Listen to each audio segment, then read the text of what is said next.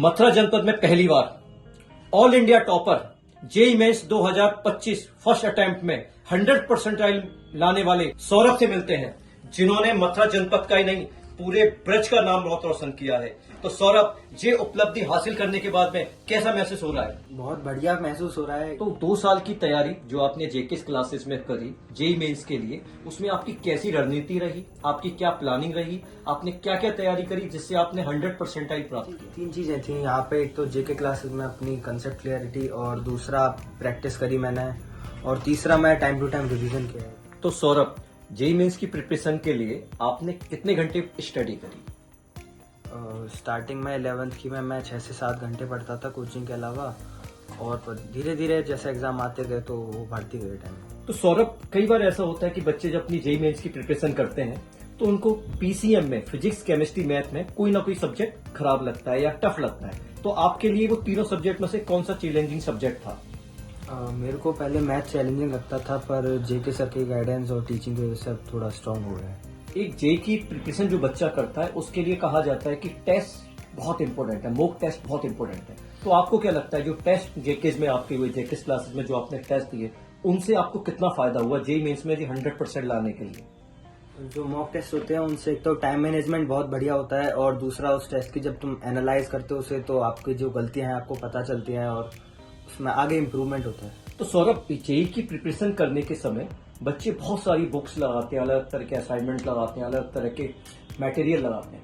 आपकी 2 साल की जो सफर है उसमें आपने कौन कौन सी बुक्स या मटेरियल आपने किया? मैंने तो जेके क्लासेस का जो स्टडी मटेरियल है वही किया है, और बाकी पीवाईक्यू मेंस और पीवाईक्यू एडवांस। एक जेईई की प्रिपरेशन में तनाव को मेंटेन करना बहुत मुश्किल काम है किसी स्टूडेंट के लिए। आपने वो काम कैसे किया? तो पढ़ाई करते टाइम बीच में छोटे छोटे ब्रेक लेता था, उन ब्रेक में कहीं टहलने चला जाता था, कभी गाने सुन लेता था, कभी घर वालों के पास चला जाता था, और यहाँ पर कोचिंग में सर ने भी मेरे को मोटिवेट किया है। जेईई मेंस की प्रिपरेशन के लिए आप आने वाले समय में जो स्टूडेंट जेईई मेंस का एग्जाम देंगे उनके लिए क्या ऐसा मैसेज देंगे जिससे वो भी ऐसी सफलता हासिल कर सकें? तो मेहनत करते रहो, अपने कंसेप्ट क्लियर रखो, और प्रैक्टिस करते रहो, और टाइम टू टाइम रिवीजन करते रहो, और सबसे मोस्ट इम्पोर्टेंट कॉन्फिडेंट रहो। तो सौरभ, जैसे ही कल आपका जेईई मेंस का रिजल्ट आया, पहला रिएक्शन क्या था आपका? मैं बहुत खुश था, और मैंने मम्मी को बताया था, तो वो भी, पूरा परिवार खुश है हमारा। और जैसे ही सबको पता लगा तो सबके मतलब कॉन्ग्रेचुलेशन आते रहे, तो उससे और ज्यादा खुश होता रहा मैं। अब जेईई मेंस का 100 परसेंटाइल अचीव हो गया, लेकिन अब मई में हमको जेईई एडवांस का एग्जाम देना है। तो उसके लिए हमारा टारगेट, जैसे आपने और हमने जेकेएस क्लासेस ने मिलकर एक सपना देखा है कि अंडर 10 AIR लेके आना है, तो उसके लिए अब कैसी मेहनत होगी, क्या रोड मैप है आपका? अभी तो मेरे मतलब रिसेंटली अब बोर्ड है, तो अभी जब तक बोर्ड चलेंगे तब तक तो बोर्ड और एडवांस दोनों के साथ साथ करूंगा। फिर उसके बाद एडवांस के एकदम फुल फ्लैश बाकी उनका रिवीजन और प्रैक्टिस और मॉक टेस्ट ये सब करता रहूंगा मैं। लास्ट में इस पूरी सफलता के लिए आप किन किन लोगों को श्रेय देना चाहेंगे अपनी सफलता के लिए? मैं अपने माता पिता को, जितने भी टीचर्स से मैं पढ़ा हूँ, अपने मेंटर्स जेके सर, प्रेम सर और राजू सर, सबको देना चाहूंगा।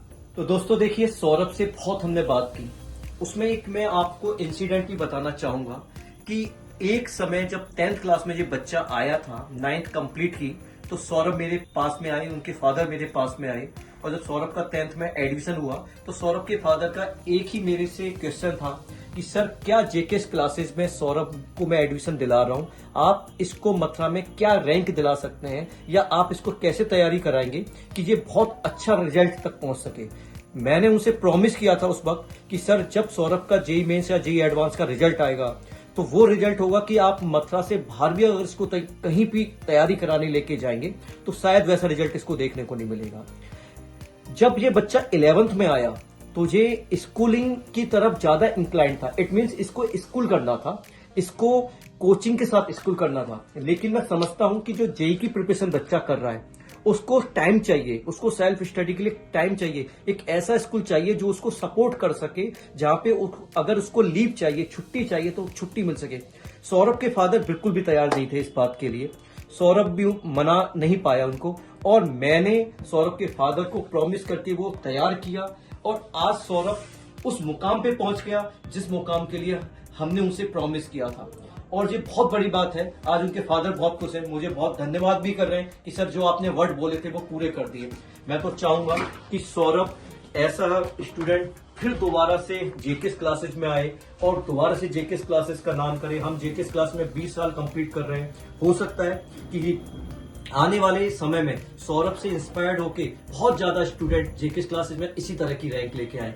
और wish you all the best Saurabh. मैं चाहूंगा जेकेएस क्लासेस का पूरा परिवार, पूरी टीम चाहेगी कि जेईई एडवांस में भी आप अंडर 10 रैंक लेके आए और ऐसा ही धमाल हम मचाएं जैसा आज हमने बनाया, आपकी सक्सेस को सेलिब्रेट करें।